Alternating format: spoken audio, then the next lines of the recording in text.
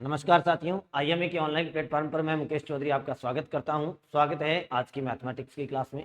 उम्मीद करता हूं आप सभी स्वस्थ होंगे, मस्त होंगे। जैसा कि आपको पता है कि हमारी इस क्लास में पीवाईक्यू की सीरीज चल रही है, जिसके अंतर्गत हम चैप्टर वाइज पीवाईक्यू के क्वेश्चन कर रहे हैं, जिसमें हमने अनुपात, समानुपात है, औसत है, प्रतिशत है, लाभ हानि है, साधारण ब्याज और चक्रवर्ती ब्याज, एलसीएम, एचसीएफ और भिन्नों से संबंधित प्रश्न कर लिए। इसी क्रम में हमने एक चैप्टर स्टार्ट किया था और वो चैप्टर था साझेदारी, पार्टनरशिप यानी साझा। ये चैप्टर ऐसा चैप्टर है जो अनुपात समानुपात से बिल्कुल रिलेट करता है, रेशियो प्रोपोर्शन से बिल्कुल रिलेट करता है, उसी का एक पार्ट होता है।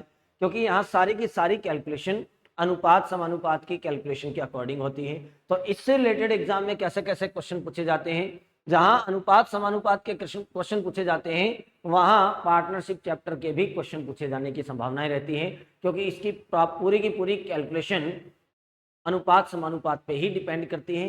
सारे के सारे फॉर्मूले, सारे के सारे कंसेप्ट उसी चैप्टर के लगते हैं। तो यहाँ कैलकुलेशन का मेथड वही रहता है, इसलिए हमें इस चैप्टर को करना बहुत जरूरी है, क्योंकि इससे रिलेटेड क्वेश्चन अनुपात समानुपात के अंतर्गत पूछे जाते हैं। कल की क्लास में हमने बहुत सारे क्वेश्चंस देखे कि इस चैप्टर से रिलेटेड कैसे कैसे क्वेश्चन पूछे जा चुके हैं, और बातें करते हैं कि इससे रिलेटेड और कैसे कैसे क्वेश्चन एग्जाम में पूछे गए हैं। तो फटाफट सभी विद्यार्थी क्लास को लाइक कर दीजिए, और जो नए विद्यार्थी हैं वो चैनल को सब्सक्राइब कर दीजिए। आइए चर्चा करते हैं आज की क्लास की, आज के सेशन की, और कैसे कैसे क्वेश्चन इससे रिलेटेड पूछे गए हैं विगत परीक्षाओं में। तो आज का पहला क्वेश्चन आपकी स्क्रीन पे है, देखिए क्वेश्चन क्या कहता है। बहुत ही सामान्य सा चैप्टर है। क्वेश्चन क्या कहता है, राम, मोहन तथा शकील ने एक व्यापार में 1 वर्ष के लिए साझा किया। राम, मोहन और शकील ये 3 लोग हैं, 1 साल के लिए इन्होंने पार्टनरशिप की है। राम ने कुल पूंजी का 1/4 भाग 1/4 समय के लिए, मोहन ने 1/5 भाग 1/2 समय के लिए, तथा शकील ने शेष पूंजी पूरे समय के लिए लगाई। यदि वर्ष के अंत में 1140 रुपए का लाभ हुआ हो तो इसमें से राम को क्या मिला। आपको बताना है राम को कितना लाभ मिलेगा। टोटल लाभ कितना है, 1140, और इस 1140 रुपए के लाभ को हमें 3 लोगों में बांटना है, राम, मोहन और शकील। और मैंने एक बात आपको बहुत अच्छे से समझाई है, किसी भी चीज को जब डिस्ट्रीब्यूट करना होता है, बांटना होता है, तो बांटना तब तक पॉसिबल नहीं है जब तक उनके अनुपात हमारे पास नहीं है। अगर हमें ये कुल लाभ 3 लोगों में बांटना है तो सबसे पहला कार्य क्या होगा, हमें ये पता होना चाहिए कि इन तीनों के पास अनुपात क्या है, हमें ये लाभ किस अनुपात में बांटना है। तो सबसे पहले हमें यहाँ अनुपात ज्ञात करने पड़ेंगे, और यहाँ जो अनुपात आएंगे वो कहाँ से मिलेंगे। तो इसके लिए मैंने आपको कल की क्लास में बहुत अच्छी अच्छी बातें बताई थी। जब भी बात अनुपात की आती है तो अनुपात किसके आधार पे ज्ञात करते हैं, या तो पूंजी के आधार पे या समय के आधार पे। और अगर समय और पूंजी दोनों ही अलग अलग हैं तो उस कंडीशन में पूंजी और समय के गुणनफल के आधार पे हमें अनुपात पता करने होते हैं। तो यहाँ देखिए, राम ने कितना इन्वेस्ट किया है, 1/4 भाग। समय कितना रहा, 1/4। मोहन ने कितना इन्वेस्ट किया है, 1/5, और समय 1/2 भाग। और शकील ने बाकी सारी पूंजी इन्वेस्ट की है, समय पूरे समय के लिए, 1 साल के लिए। अब तीनों का समय भी अलग अलग है और तीनों की पूंजी भी अलग अलग है। जब समय और पूंजी दोनों चीजें अलग अलग होती है तो हमें अनुपात कहाँ से मिलेंगे, पूंजी और समय के गुणनफल से मिलेंगे। तो यहाँ पूंजी और समय का गुणनफल कर दो। देखिए कैसे, 3 व्यक्ति हैं, एक है राम, एक है मोहन और एक है शकील। अब इन तीनों के अनुपात अगर निकालेंगे तो पूंजी और समय के गुणनफल का अनुपात निकलेगा। तो हमें पूंजी और समय का गुणनफल करना पड़ेगा। राम ने पूंजी कितनी लगाई, 1/4। समय कितना है इसका, 1/4। 1/4 का मतलब चौथा हिस्सा, और चौथा हिस्सा किसका, पूरे 1 साल का। 1 साल में कितने महीने होते हैं, 12 महीने होते हैं। और 12 महीनों का चौथा हिस्सा कितना होता है, तो 12 महीनों का चौथा हिस्सा कितना होता है, 3 महीने। तो राम ने 1/4 पूंजी लगाई 3 महीनों के लिए। मोहन ने कितनी पूंजी लगाई, तो बात करते हैं मोहन की। मोहन ने पूंजी लगाई 1/5। कितने समय के लिए लगाई, तो समय 1/2 यानी आधे समय के लिए। और आधा समय किसका, 1 साल का आधा। 1 साल में 12 महीने होते हैं, तो 12 महीनों का आधा कितना, 6 महीने। तीसरा व्यक्ति कौन था, शकील। और शकील ने बाकी सारी पूंजी लगा दी। बाकी सारी यानी अगर कुल 1 रुपए पूंजी थी, कुल पूंजी कितनी थी, 1 रुपए, तो इस 1 रुपए में से 1/4 किसने लगा दिया? राम ने। 1/5 मोहन ने लगा दिया। तो शेष पूंजी कितनी बची? तो 1 में से 1/4 और 1/5 जोड़ के घटा दो। 1 में से 1/4 और 1/5 जोड़ोगे तो 5 चौके 20, 5 एकम 5 और 4 एकम 4 यानी 9/20। 1 में से 9/20 घटाओगे तो शेष कितनी बची? 11/20। तो शेष पूंजी है 11/20। और इसने कितने समय तक लगाई? पूरे समय के लिए। पूरे समय का मतलब है 12 महीने के लिए। ये लो, समय और पूंजी के गुणनफल का अनुपात निकाल दो और इस अनुपात में लाभ को बांट देना। हल करोगे तो ये 3/4, ये 6/5 और ये काट के छोटा कर दो, 4 से काट दो, 5 चौका 20 और 4 तिया 12, तो 33/5। ये इनका अनुपात आ गया। अब भिन्नों के अनुपात को अगर सरल अनुपात में बदलना है तो इस तीनों के एलसीएम से बारी बारी से तीनों का गुणा कर दो।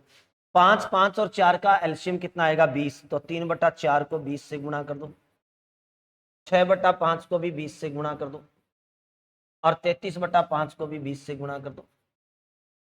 सबको एलसीएम से गुणा कर दो, सरल अनुपात बन जाएगा। तो 4 5 20, 5 चौके 20 और 5 चौके 20, तो क्या बन गया? यहाँ 15, यहाँ 24 और यहाँ 132। अगर संख्याएं कटती है तो काट के छोटा कर दीजिए। संख्याएं 3 से कट जाएगी तो 5 तिये 15, 8 तिया 24 और 4 तिये 12 और 4 तिये 12 44। तो अनुपात आ गया 5:8:44। जैसे ही अनुपात आ गया तो कुल लाभ को इन अनुपातों में बांट दीजिए। कुल लाभ प्रश्न वाले ने कितना बता रखा है? तो कुल लाभ कितना बता रखा है? 1140 रुपए। अगर प्रश्न वाले ने कुल लाभ 1140 बता रखा है तो हमारे पास अनुपातों का कुल योग कितना हो रहा है? अगर अनुपातों का कुल योग करें तो देखिए जरा अनुपातों का कुल योग कितना हो रहा है। अनुपातों का योग देखिए, 8 और 5 13, 13 और 44 इनको जोड़ दो, 4 और 3 7 और 4 और 1 5 57। अनुपातों का योग हो रहा है 57। इसका मतलब हमारे 57 अनुपातों का मान इनके 1140 रुपयों के बराबर है। तो एक अनुपात का मान कितना हो जाएगा? 1140/57। 57 दूना 114 यानी 20 रुपए। जैसे ही एक अनुपात का मान आ गया, किसी के भी अनुपात से गुणा कर दो, उसी की वैल्यू आ जाएगी। आपको किसका लाभ चाहिए? राम का। किसका लाभ बात ज्ञात करना है हमें? राम का। तो जैसे ही अगर आपको राम का लाभ ज्ञात करना है तो राम के अनुपात से गुणा कर देंगे। अब यहां प्रश्न ने राम का लाभ पूछा है तो राम के पास अनुपात कितने हैं? 5। हमें चाहिए राम को कितना लाभ मिला, तो राम के पास अनुपात है 5। एक का मान अगर 20 रुपए है तो 5 का मान कितना हो जाएगा? 100 रुपए। तो राम का लाभ कितना हो जाएगा? 100 रुपए। ऑप्शन नंबर 1 जो है वो बिल्कुल सही उत्तर है। अगर प्रश्न वाला पूछ लेता मोहन का लाभ बताओ, तो एक का मान 20 है और मोहन के पास अनुपात है 8, तो 160 रुपए। मोहन का लाभ कितना हो जाता? 160। अगर शकील का पूछ लेता तो इसके पास अनुपात कितने हैं? 44। एक अनुपात का मान 20 रुपए है तो 44 अनुपातों का मान कितना हो जाता? 880। तो 880 ऑप्शन में नहीं है, शकील का लाभ 880 हो जाता। अगर शकील का लाभ पूछता तो 880 रुपए। क्यों? क्योंकि हमारे पास एक अनुपात का मान आ गया। एक अनुपात का मान अगर आपके पास है तो आप किसी भी अनुपात से गुणा कर दीजिए, उसी की वैल्यू आ जाएगी। प्रश्न वाले ने जिसकी वैल्यू पूछी है उसी से मल्टीप्लाई कर दो। उम्मीद करता हूं अच्छे से सबको समझ में आ गई होगी बात। कर लोगे इस टाइप के क्वेश्चन? अगर ऐसे क्वेश्चन आएंगे तो कर लोगे ना? वेरी गुड, बहुत बढ़िया, शाबाश। आगे बढ़ते हैं। एक बार फटाफट सभी विद्यार्थी क्लास को लाइक कर दीजिए। जो नए विद्यार्थी हैं वो चैनल को सब्सक्राइब कर दो। नेक्स्ट अगला क्वेश्चन देखिए। मनोज ने 50,000 रुपए लगाकर एक व्यापार शुरू किया। 6 महीने बाद मधु समान धन लगाकर व्यापार में साझेदार बन गई। वर्ष के अंत में कुल लाभ 18,000 रुपए हो तो मधु का लाभ कितना होगा? सुनिए ध्यान से। मनोज ने कितने रुपए इन्वेस्ट किए? 50,000। और मधु ने कितने? समान धन लगाकर। इसका मतलब इसने भी कितना इन्वेस्ट किया? 50,000। यानी यहां लगाई गई पूंजी समान है। और जब पूंजी समान होती है तो अनुपात किसका निकलता है? समय का। तो हमें जो अनुपात निकालना है वो किसके अनुसार निकालना है? समय के अनुसार। वर्ष के अंत में टोटल लाभ है 18,000। इस 18,000 के लाभ को हमें दो लोगों में बांटना है, एक मधु है और एक मनोज है। लेकिन 18,000 को बांटने के लिए पहले मधु और मनोज का अनुपात चाहिए। और अनुपात ज्ञात करने के लिए हमें यह पता करना पड़ेगा कि अनुपात किसका निकालें। तो इसके लिए मैंने आपको बता रखा है, अगर पूंजी अलग अलग होती है तो और समय समान होता है, पूंजी अलग अलग है और समय समान है तो पूंजी के अनुसार अनुपात निकाल दो, जो चीजें समान है उसको छोड़ दो। अगर पूंजी समान है, समय अलग अलग है, तो पूंजी को छोड़ दो, समय के अनुसार अनुपात निकाल दो। अगर दोनों ही चीजें अलग अलग है तो समय और पूंजी के गुणनफल के आधार पर अनुपात निकाल दो। यहां पूंजी समान है तो छोड़ दीजिए, अनुपात किसका निकलेगा, समय का। तो बात चल रही है, एक तो है मनोज और एक कौन है, मधु। एक कौन है, मधु। ये दो लोग हैं। अब मनोज ने व्यापार प्रारंभ किया तो इसने 12 महीने के लिए किया, मधु तो 6 महीने बाद शामिल हुई तो ये 6 महीने बाद शामिल हुई, तो इसने 6 महीने तक व्यापार प्रारंभ किया। अब इनका अनुपात निकालोगे तो 6 से काट दो, 2:1। किस अनुपात में लाभ बटेगा, 2:1 में। अब कुल लाभ कितना बता रखा है प्रश्न ने, तो जो कुल लाभ है उसको बांट दीजिए। कुल लाभ कितना बताया है, तो कुल लाभ है 18,000। कुल लाभ कितना बता रखा है, 18,000। और हमारे पास टोटल अनुपात कितने हैं, तो 2 और 1 का योग 3।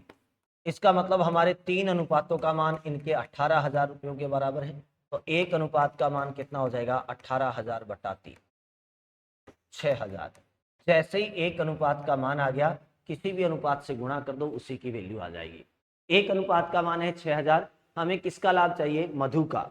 और मधु के पास अनुपात कितने हैं, देखिए, तो लाभ चाहिए मधु का, तो मधु के पास अनुपात कितने हैं, तो मधु के पास अनुपात है 1 और 1 का मान है 6,000, तो मधु का लाभ कितना हो जाएगा, 6,000 रुपये। ये मधु का हिस्सा आ गया, तो मधु का लाभ कितना हो जाएगा, 6,000। अगर प्रश्न वाला पूछता मनोज का लाभ बताओ, तो मनोज के पास अनुपात है 2, 1 का मान 6,000 है तो 2 का मान कितना हो जाता, 12,000। तो मनोज को 12,000 मिलेंगे, मधु को 6,000 मिलेंगे, टोटल 18,000 रुपये का लाभ है।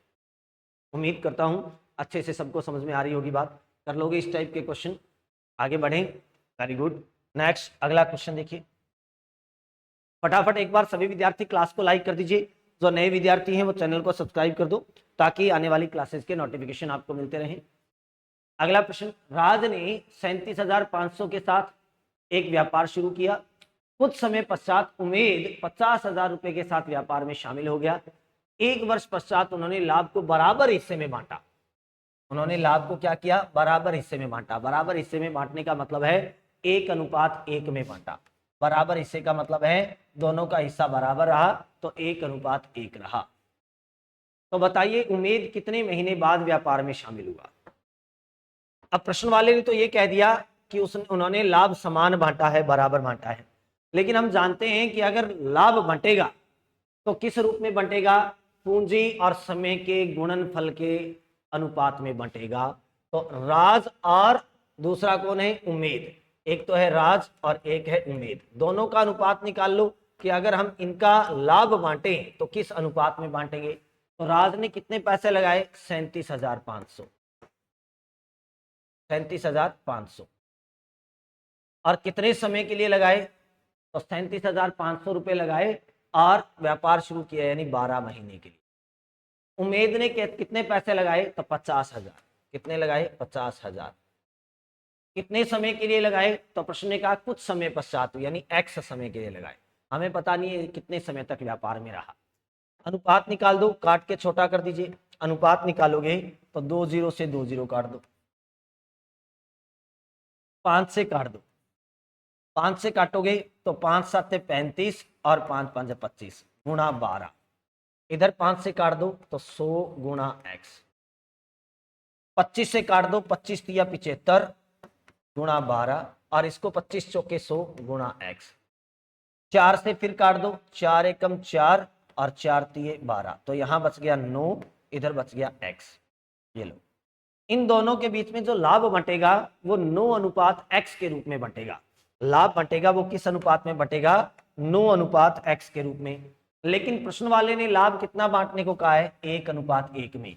इसका मतलब हमारे 9:x का मान इनके 1:1 के बराबर होना चाहिए। यहां समानुपात का रूल लगा दो। प्रोपोर्शन का रूल क्या कहता है, मध्य पदों का गुणा बराबर बाह्य पदों का गुणा। x का 1 से गुणा करोगे तो x और 9 का 1 से गुणा करोगे तो 9। x का मान कितना आ गया, 9। इसका मतलब उमेद ने x महीनों के लिए राशि लगाई थी और x का मान आ गया 9, तो इसने 9 महीने के लिए राशि लगाई थी। अगर ये 9 महीने तक व्यापार में लगा रहता है तो इसका मतलब ये कितने महीने बाद शामिल हुआ? एक साल में महीने कितने होते हैं? 12। 12 में से 9 महीने तो ये लगा रहा था साथ में, तो ये कितने महीने बाद शामिल हुआ? तो उमेद 3 माह बाद, क्योंकि टोटल 12 महीने होते हैं और 12 में से 9 महीने इसने काम किया है, तो 3 माह बाद, 3 माह बाद ये शामिल हुआ था। तो आंसर आएगा 3 महीने बाद। उमेद कितने महीने बाद शामिल हुआ था? 3 महीने बाद। ऑप्शन नंबर 1 जो है वो बिल्कुल सही उत्तर है। तो आंसर क्या आएगा? 3 महीने बाद उमेद व्यापार में शामिल हुआ। हाँ, अगर इसी प्रश्न में ये पूछ लिया जाता कि उमेद ने कितने समय तक पूंजी लगाए रखी, तो आप इसका उत्तर देते 9 महीने तक, क्योंकि उसने 9 महीने तक पूंजी लगाए रखी। अगर प्रश्न वाला कहे कि ये कितने समय बाद शामिल हुआ, तो 9 महीने तक इसने पूंजी लगाए रखी है, तो ये शामिल कितने महीने बाद हुआ? 3 महीने बाद, क्योंकि टोटल 12 महीने होते हैं, 12 में से 9 महीने इसने काम किया है, तो ये कितने महीने बाद आया था? 3 महीने बाद आया था। उम्मीद करता हूं अच्छे से सबको समझ में आ गई होगी बात। कर लोगे इस टाइप के क्वेश्चन को? Very good. नेक्स्ट अगला क्वेश्चन, फटाफट एक बार सभी विद्यार्थी क्लास को लाइक कर दीजिए और जो नए विद्यार्थी हैं वो चैनल को सब्सक्राइब कर दो। अगला प्रश्न देखिए क्या कहता है। सुरेश एवं महेश ने क्रमशः 1,15,000 तथा 1,85,000 निवेश कर एक व्यापार प्रारंभ किया। 18,000 के कुल लाभ में से महेश का अंश क्या है? बिल्कुल सिंपल क्वेश्चन है, बिल्कुल ही साधारण प्रश्न है। 18,000 रुपए के लाभ को हमें 2 लोगों में बांटना है और दोनों लोग कौन है? सुरेश और महेश। अब बांटने के लिए हमें अनुपात की जरूरत पड़ेगी, तो यहाँ अनुपात किसके अनुसार निकलेगा? तो यहाँ समय की कोई बात नहीं कही गई है, तो समय इसका मतलब समान है, तो अनुपात निकलेगा वो पूंजी के आधार पर निकलेगा। तो एक है सुरेश और एक है महेश। अनुपात निकलेगा किसका? पूंजी का। सुरेश की राशि कितनी है? 1,15,000 और महेश की राशि कितनी है? 1,85,000। अनुपात निकाल दो, 3 जीरो से 3 जीरो काट दो, 5 से काट दो, 23 5 115, 5 से काट दो, 5 3 15 और 5 7 35। तो ये लो, जो लाभ बटेगा वो 23:37 में बटेगा। 23:37 में कुल लाभ को बांट दो। कुल लाभ कितना है? प्रश्न वाले ने कितना बता रखा है? तो कुल लाभ है 18,000। कुल लाभ कितना है? 18,000 रुपए।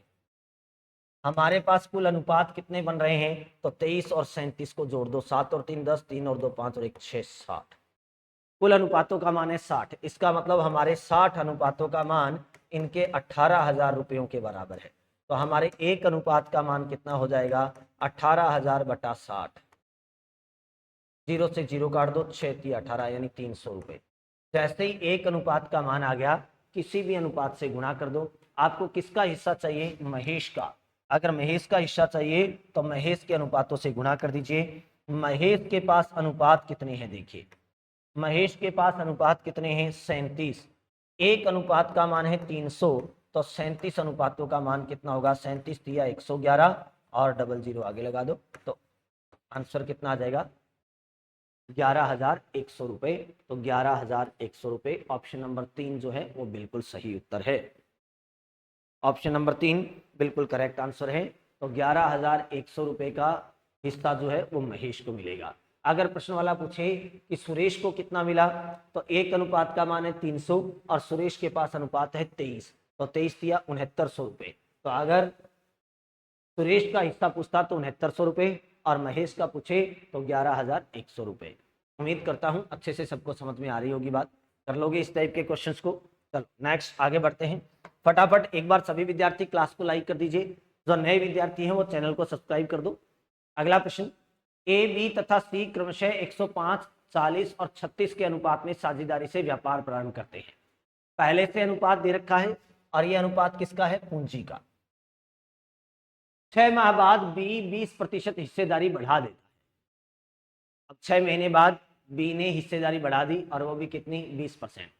तो एक वर्ष के अंत में कुल लाभ 1,85,000 हो तो सी का हिस्सा कितना है? हमें 1,85,000 रुपए का लाभ हुआ है और इस 1,85,000 रुपए के लाभ को 3 लोगों में बांटना है। और वो 3 लोग कौन है? एक ए है, एक बी है और एक सी है। तो 1,85,000 रुपयों को ए बी और सी में बांटना है। ए बी सी में बांटने के लिए पहले हमें अनुपात चाहिए। अब ये अनुपात कहाँ से निकलेंगे? तो जब पूंजी समान होती है तो अनुपात समय के अनुसार निकलते हैं, समय समान होता है तो पूंजी के अनुसार निकलते हैं, और अगर दोनों अलग अलग होते हैं तो दोनों अलग अलग होने की कंडीशन में समय और पूंजी के गुणनफल के आधार पर हम अनुपात निकालते हैं। यहाँ पूंजी तीनों की अलग अलग है और समय भी अलग अलग है, क्योंकि बी ने 6 महीने बाद अपनी पूंजी में छेड़छाड़ कर ली है, तो इसका मतलब समय चेंज हो जाएगा। तो यहाँ पूंजी और समय के गुणनफल का अनुपात बनाना पड़ेगा। तो एक ए है, एक बी है और एक सी है। ए ने कितनी पूंजी लगाई? 105 रुपए। कितने समय के लिए लगाई? तो कंप्लीट समय के लिए लगाई, यानी 12 महीने के लिए। बी ने कितनी पूंजी लगाई? 40। कितने महीने तक? तो 6 महीने तक। बी ने 6 महीने तक कितने रुपए लगाए रखे। फिर उसने क्या किया? फिर उसने 20% पूंजी बढ़ा दी। किसका? 40 का। जो पूंजी अपनी लगा रखी थी उसका 20% बढ़ा दिया। 40 का 20% कितना होता है? 8 रुपए। तो पूंजी 8 रुपए बढ़ा दी तो इसने 48 रुपए लगा दी। और ये कितने के लिए? अगले 6 महीनों के लिए, क्योंकि 6 महीने तो इसके पूरे हो चुके थे, अगले 6 महीनों के लिए। अब बच गया सी। सी ने कितनी पूंजी लगाई? 36 रुपए। कितने टाइम के लिए? 12 महीनों। कैलकुलेट कर लो। 105 गुणा 12, 40 का 6 से गुणा करो 240, प्लस 48 का 6 से गुणा करो, 8 6 के 48, बच गए 4, 4 6 के 24 और 4 28, 288। 36 गुणा 12, सॉल्व कर लो। 105 गुणा 12 अनुपात 240 और 288 को जोड़ दो तो 8, 8 और 4 12, बच गया 1, 2 2 4 और 1 528, और इधर 36 गुणा 12। काट के छोटा कर दो, 12 काट दो, 12 काट दो और इसको भी 12 से काट दो। 12 चौके 48 और बच गए 4, 12 चौके 48। तो यहाँ बच गया 105, इधर आ गया 44 और इधर आ गया 36। हमने 12 से संख्याओं को काट दिया है। आगे अगर संख्याएं कटती है तो काट दीजिए, नहीं कटती है तो यही छोड़ दो। ये इन तीनों का अनुपात आ गया।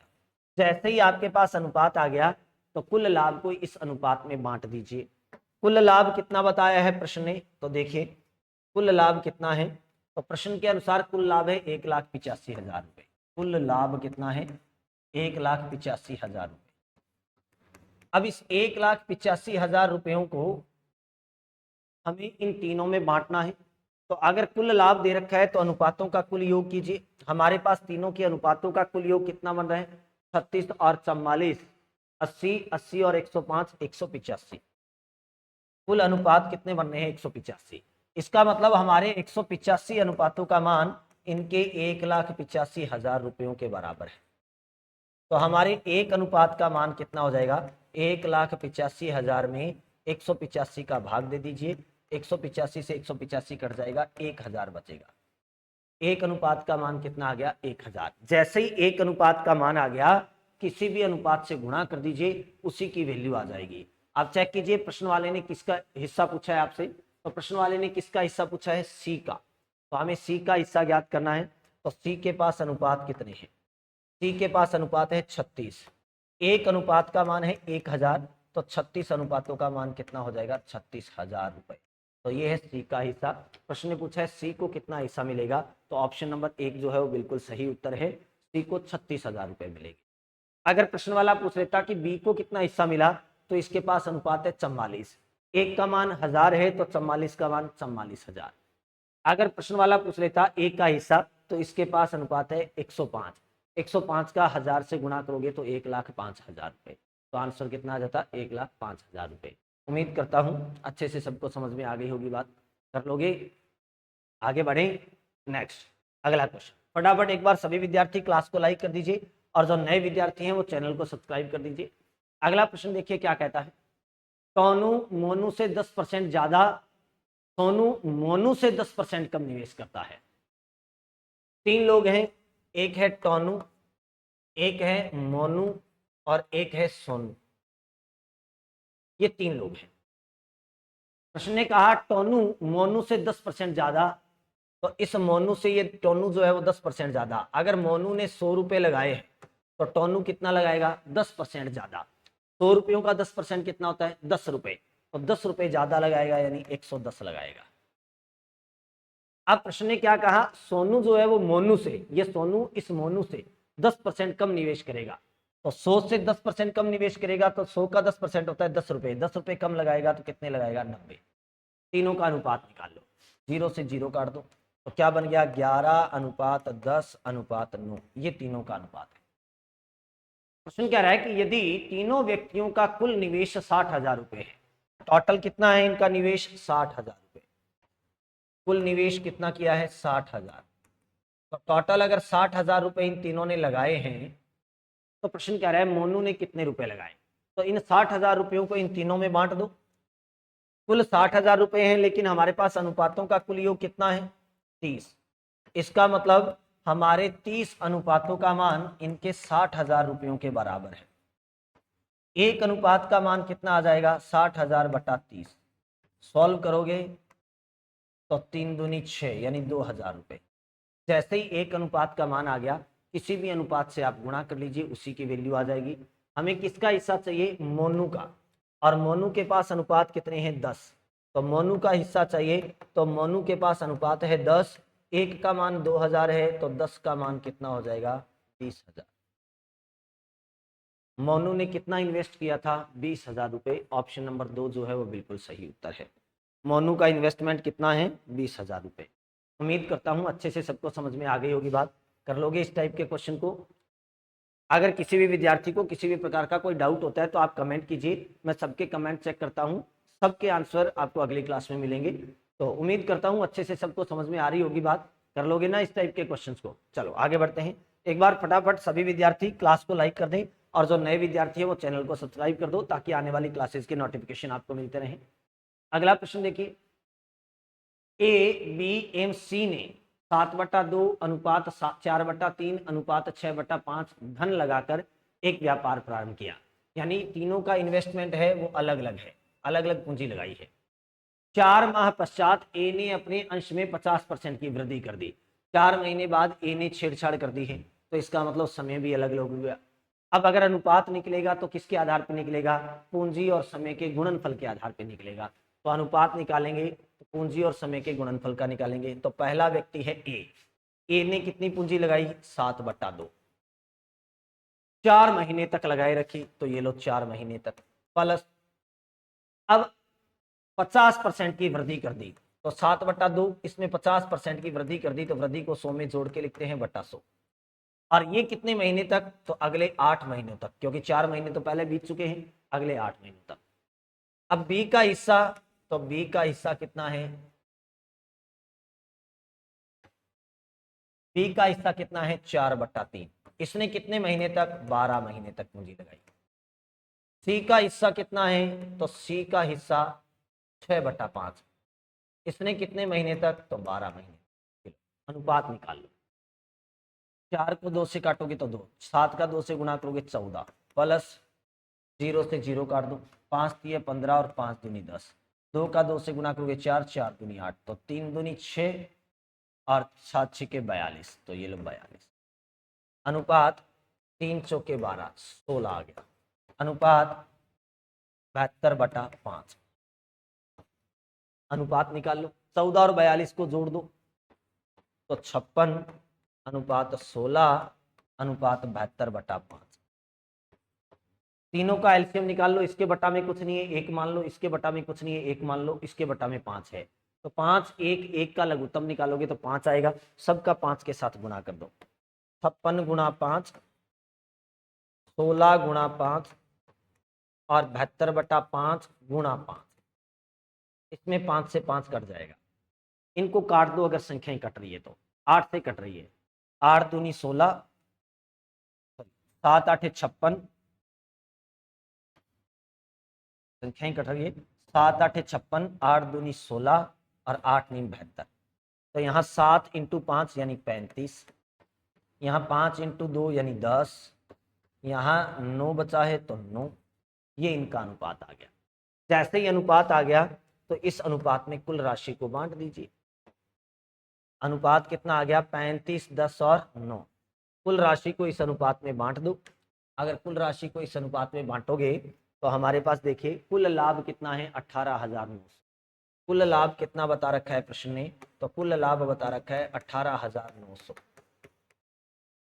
हमारे पास कुल अनुपात कितने बन रहे हैं? तो 35 और 10 45 और 9 54 54। इसका मतलब हमारे 54 अनुपातों का मान इनके 18,900 के बराबर है। तो एक अनुपात का मान कितना हो जाएगा? 18,900 बटा 54। काट के छोटा कर दो, 9 से काट दो, 9 छिके 54, 9 दूनी 18, 9 एकम 9। 2100 में 6 का भाग दोगे तो 6 तिया 18, 3 6 5 30, 350। एक अनुपात का मान आ गया 350। जैसे ही एक अनुपात का मान आ गया, अब किसी का भी हिस्सा पूछ रहे उससे गुणा कर दो। प्रश्न वाले ने किसका हिस्सा पूछ रखा है? तो प्रश्न वाले ने पूछा है सी का हिस्सा। तो हमें सी का हिस्सा ज्ञात करना है, और सी का हिस्सा ज्ञात करने के लिए सी के पास अनुपात कितने हैं? 9। एक अनुपात का मान है 350, तो 9 अनुपातों का मान कितना हो जाएगा? 5 नीम 45, बच गए 4, 9 तिया 27 और 4 3150 रुपये। आंसर कितना आ गया? 3150 रुपये। ऑप्शन नंबर 1 जो है वो बिल्कुल सही उत्तर है। आंसर क्या आएगा? 3150 रुपये। ऑप्शन नंबर 1 बिल्कुल सही उत्तर है। उम्मीद करता हूँ अच्छे से सबको समझ में आ गई होगी बात। कर लोगे इस प्रकार के प्रश्नों को? आगे बढ़ें। एक बार सभी विद्यार्थी फटाफट क्लास को लाइक कर दीजिए और चैनल को सब्सक्राइब कर दो। अगला प्रश्न वीडियो मेंस में पूछा गया है 2022 में। पी और क्यू ने एक साथ व्यवसाय प्रारंभ किया। एक साथ किया है यानी समय एक जैसा है। 3:5 के अनुपात में लाभ प्राप्त किया। लाभ भी बता दिया उसने कि कितने में बांटा? 3:5 में बांटा है। और प्रश्न ने क्या कहा? यदि क्यू ने 12 माह के लिए 80,000 रुपए निवेश किया, तो पी ने 7,000 रुपए कितने माह के लिए निवेश किया है? अब पी और क्यू दोनों व्यक्ति हैं। क्यू ने 80,000 रुपए लगाए, पी ने 7,000 लगाए। दोनों की पूंजी अलग अलग है। क्यू ने 12 महीने के लिए लगाए, और पी का हमें पता करना है कितने माह के लिए निवेश किया। समय हमें पता करना है, तो पूंजी और समय अलग अलग है, तो अनुपात जो निकलेगा वो किसके अनुसार निकलेगा? पूंजी और समय के गुणनफल के अनुसार निकलेगा। तो एक पी है और एक क्यू है। पी ने कितने पैसे लगाए? 7,000। कितने महीने के लिए लगाए? एक्स। क्यू ने कितने पैसे लगाए? 80,000। कितने महीने के लिए लगाए? 12। सॉल्व करो। 3 जीरो से 3 जीरो काट दो। यहां बच गया 7x और यहां बच गया 960। ये 7,000 रुपये मुझे लग रहा है कुछ गलत है इसमें। 7,000 की जगह संख्या शायद अलग आएगी। 7,000 की जगह 72,000 होना चाहिए। शायद मिस प्रिंट है, क्योंकि ये 80,000 है तो इसमें भी 72,000 के लगभग होना चाहिए। मिस प्रिंट लग रहा है, इसको मैं 72,000 कर देता हूँ ना। 72,000 है, क्योंकि 7,000 से इनका अनुपात बहुत बड़ा हो रहा है और ये कैलकुलेशन पॉसिबल नहीं है। शायद में भी 72,000 करके देख लेते हैं, क्योंकि यहाँ 7,000 से ये कैलकुलेशन पॉसिबल नहीं। अनुपात बहुत बड़े आ रहे हैं ना, तो यहाँ 72,000 है। ये 72 को और काट दो। 12 एकम 12 और 12 छिके 72, तो यहाँ बन गया 6 गुना एक्स, और इधर क्या बन गया? 80। और काट दो 3 से, 2 से कट रहा है, तो 3 इंटू एक्स, और इसको 2 से काटोगे तो 40। तो यहाँ 3x अनुपात 40, ये इनका अनुपात निकल। तो लाभ जो बंटना चाहिए वो 3x अनुपात 40 में बंटना चाहिए, और प्रश्न वाले ने कितने में बताया है? 3:5 में। तो इसका मतलब हमारे 3x अनुपात 40 जो हैं वो इनके 3:5 के बराबर होने चाहिए। समानुपात का रूल लगा लो। मध्य पदों का गुणा बराबर बाह्य पदों का गुणा। 5 का 3x से गुणा करोगे तो 15x बराबर 40 गुणा 3। x बराबर 40 गुणा 3 बटा 15। सॉल्व कर दो।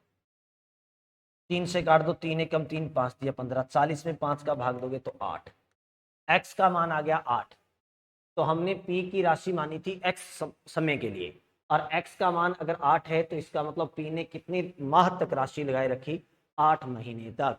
तो p ने जो इन्वेस्टमेंट किया था वो कितने महीने के लिए किया था? 8 महीने के लिए किया था। उम्मीद करता हूं अच्छे से सबको समझ में आ गई होगी बात। कर लोगे इस टाइप के क्वेश्चन को। आगे बढ़े, नेक्स्ट अगला क्वेश्चन। अगला क्वेश्चन देखिए क्या कहता है। साझेदार ए, बी और सी किसी साझेदारी में क्रमशः 3800, 4000 और 4200 रुपए निवेश करते हैं। 1800 रुपए के लाभ में से बी को मिलने वाला लाभांश क्या होगा।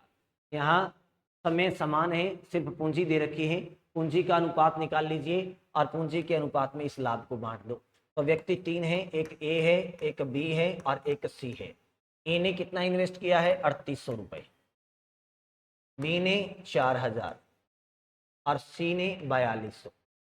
अनुपात निकालने के लिए 2 जीरो से 2 जीरो काट दो, 2 से काट दो, 19 दूना 38, 20 दूना 40 और 21 दूना 42। ये अनुपात आ गया। कुल लाभ कितना बताया 1800। कुल लाभ कितना है प्रश्न वाला बता रहा है, कुल लाभ 1800 रुपए। अगर कुल लाभ 1800 है तो हमारे पास कुल अनुपात कितने हैं, तो अनुपातों का योग करो, कितना आ जाएगा 60। इसका मतलब हमारे 60 अनुपातों का मान इनके 1800 रुपयों के बराबर है। तो एक अनुपात का मान कितना आ जाएगा 1800 बटा 60, 30 रुपए। और जैसे ही एक अनुपात का मान आ गया, किसी का भी हिस्सा ज्ञात कर लो, किसी के भी अनुपात से गुणा करोगे उसी का हिस्सा आ जाएगा। हमें किसका हिस्सा ज्ञात करना है, यहाँ देखिए हमें हिस्सा बताना है बी का। तो बी के पास अनुपात कितने हैं, तो बी के पास अनुपात है 20। एक अनुपात का मान है 30, तो 20 का मान कितना हो जाएगा 600 रुपये। 500 कितना आ जाएगा 600 रुपये। ऑप्शन नंबर 2 जो है वो बिल्कुल सही उत्तर है। उम्मीद करता हूँ अच्छे से सबको समझ में आ गई होगी बात। कर लोगे इस टाइप के क्वेश्चन को। एक बार सभी विद्यार्थी फटाफट क्लास को लाइक कर दीजिए और चैनल को सब्सक्राइब कर दो। जो भी नए विद्यार्थी है वो चैनल को सब्सक्राइब कर दीजिए ताकि आने वाली क्लासेस के नोटिफिकेशन आपको मिलते रहें। और बहुत जल्द मैं पूरे मैथमेटिक्स का सिलेबस भी आपके लिए लेके आऊँगा, इसी चैनल पर आपको करवाऊँगा। तो उम्मीद करता हूँ आज का सेशन, आज की क्लास आपके लिए अच्छी रही होगी, अच्छे से सारी बातें आपको समझ में आई होगी। तो आज के लिए इतना ही, मिलते हैं अगली क्लास में। तब तक के लिए धन्यवाद, नमस्कार, जय हिंद, जय भारत।